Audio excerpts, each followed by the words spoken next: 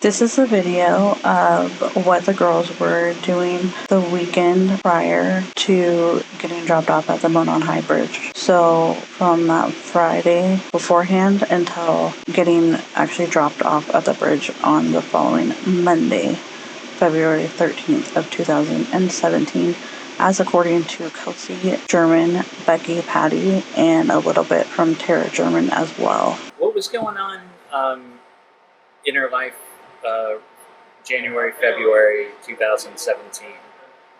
What was important to her at that time? What were you guys talking about?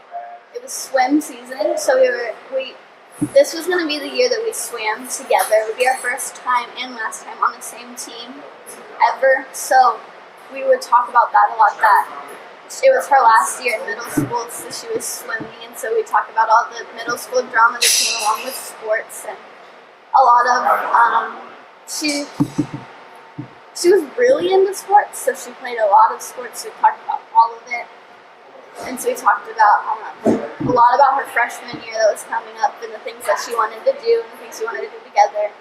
And we talked about how she was in a big fight with one of her best friends, not Abby, but one of her other ones. Yeah. And so we would talk about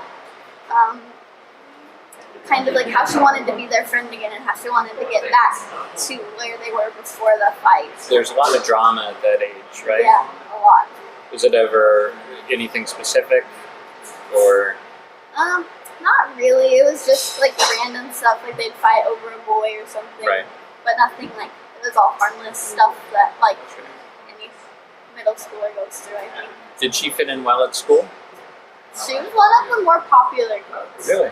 She was into like all of the sports. She was friends with everybody. There's like the cliques kind of thing. She was in all of them. So she was like a person that she had such a contagious personality that she was friends with everybody that would talk to her. Did she have a favorite teacher, favorite subject? Math and science. Yeah. Her favorite teachers this year were Mrs. Bramer and Mrs. Lang. They were her math and science teachers, and she made them gifts. So she for her science teacher, she did math and blocks and made them into the periodic table. Oh yeah. And then yeah, your grandmother was telling me about that. Yeah. That's smart. It's neat. She was so cool. And then she did one for a math teacher that said, "I'm a math teacher, of course I have problems." She was super creative, so she did stuff like that for everybody. She wanted to give to people, and her way of giving was art. That's great. Yeah, there's this, my wife was telling me there's this whole thing called love languages. Mm-hmm. Have you heard about this? Where, yeah, there's 5 of them. Yeah, mm-hmm. And gifting is one of them. Yeah. You know? What did she like though? What was her... I never really... I'd say she liked giving more than she liked receiving, so it wouldn't be really The gifting. the gifting. Time? Yeah, maybe time. She really liked spending time with people. So, I guess that might be it. What did she like to do for fun? Everything. She played... Other than the trampoline. I heard about the trampoline. Oh yeah, that was a big thing for us too. She spent a lot of time with her friends, so we would go out and we used to geocache. Have you ever heard of that? Yeah. We used to do that. That's actually what we were doing the weekend. Everything happened that week. We'd spent those 2 weekends, the one before and the one right before. We went geocaching in both times, and we would just go out on the trails around here and find them. Was there a geocache how do I say, Monon? Monon? Hybrids. Yeah, Monon. We just call it hybrid. Monon hybrid. Mm-hmm. Was there a geocache there?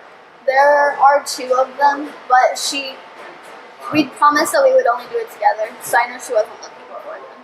But it's at the beginning of the bridge, right underneath the railroad tie at the beginning, so you didn't have to cross it to find it.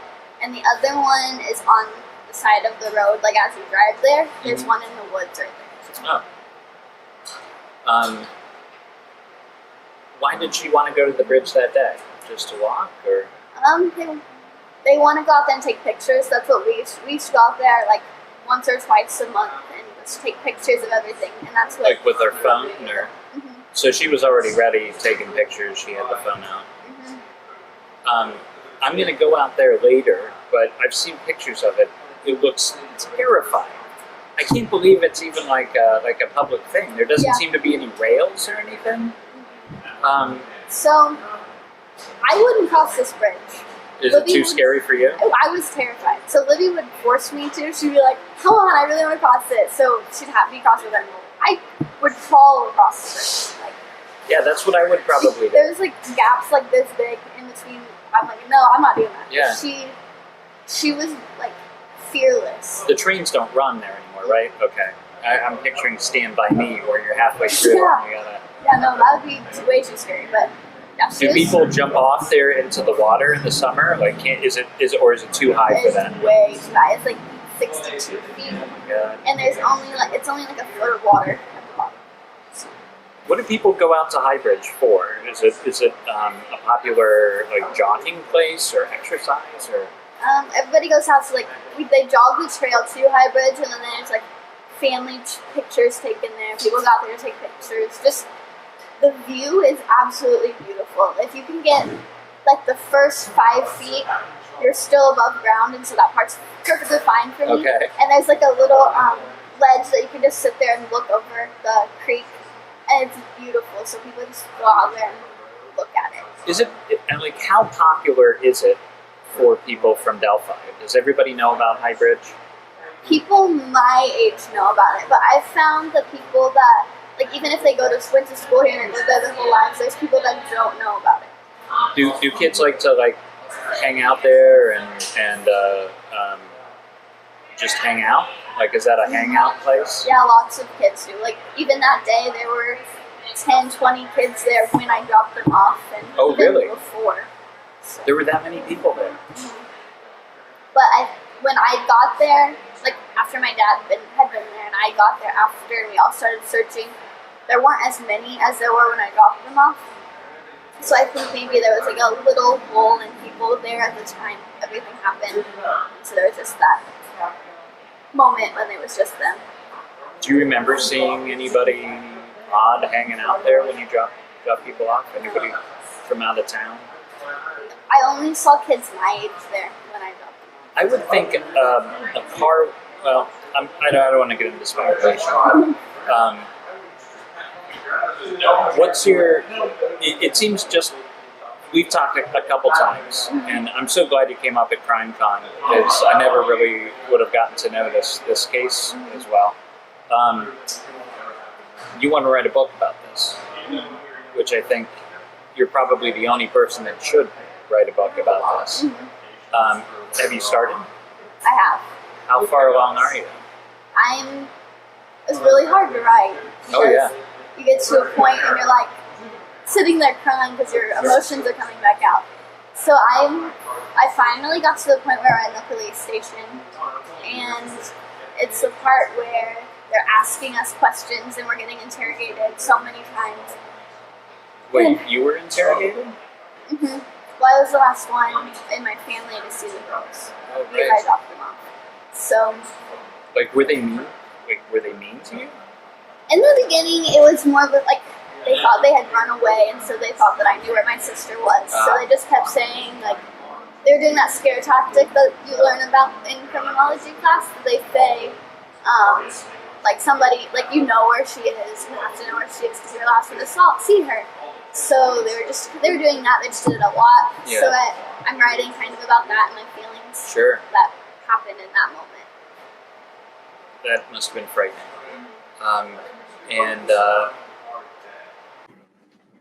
They were opposites. That's why they were so good together. Abby was very, very quiet when she would be out. You wouldn't even hear her. She spoke. She was very soft spoken. Libby, on the other hand, was quite outgoing. Didn't know a stranger, and she was nice and boisterous. So. Yeah. It may have been different somewhere else, but this is the Libby that I knew. Oh, that's wonderful. And so they were both happy kids, having a good time, and I guess I want to say your typical tweens, almost teenagers, and just doing what girls do, right? That is correct. And Tara, I know that Libby and Abby spent nights at your house, and you knew them both very well. Tell us what you think of the girls so we can get a better picture of who they were. Really, I think that Mom kind of stated exactly how they were. When Abby was here, she was very quiet. Libby, on the other hand, was very outgoing. Didn't know a stranger. Mm-hmm. Was very loud. Mm-hmm. Definitely not shy.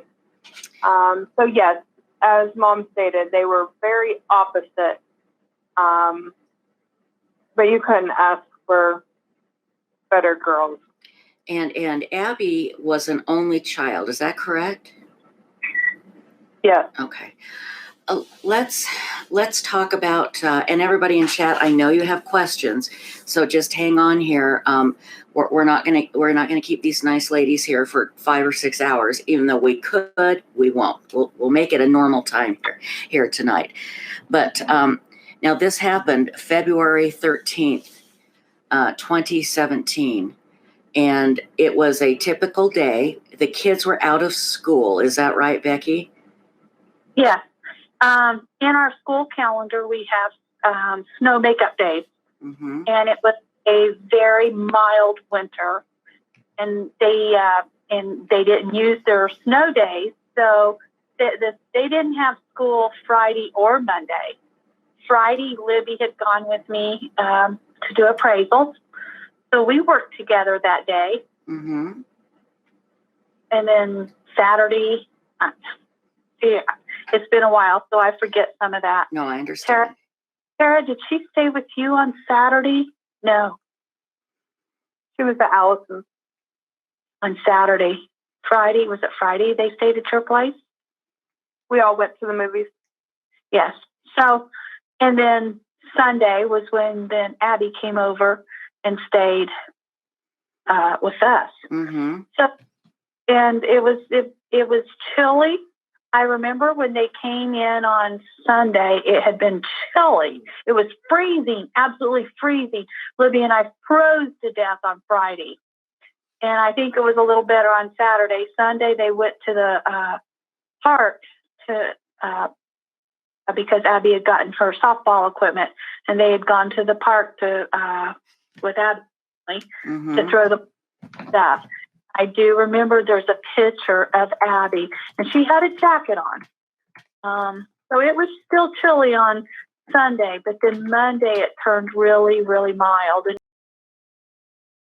It was a Friday, and then Saturday they were like together pretty much all weekend, and then Sunday night, Becky, is that when Abby spent the night at your house with Libby? Yes. Okay. Now, together all weekend. They were together some. I don't think they Abby wasn't with them on Friday, were they? Tara? No. Okay. So she didn't. Abby wasn't with Libby until Sunday. Okay. She didn't? Okay, till Sunday. So Sunday night they're together and they're at your house and they're having fun and they're doing the things that teenage girls do, almost teenage girls do. Anyway, Becky, if you could just tell us about that Monday. It was like I said, it was a snow makeup day, and the kids, they slept in. Mm-hmm. Actually, Tara was here too because my office is here and she works with me.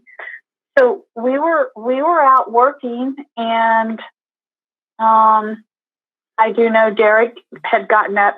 They slept in until about 9:30 or so, and Derek had made them pancakes. And Derek is Libby's father? Yes. Okay. And Libby, of course, she was in and out into the office and stuff several times. She came out and was sitting on the floor playing. We had just gotten a new puppy, Mm-hmm. and with the puppy, and I don't know what all was she talking to you about, Tara.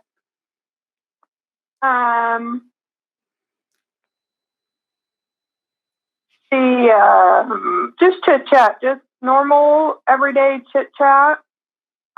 She had asked if she could come stay with me that evening because every kid in the neighborhood hangs out at our house.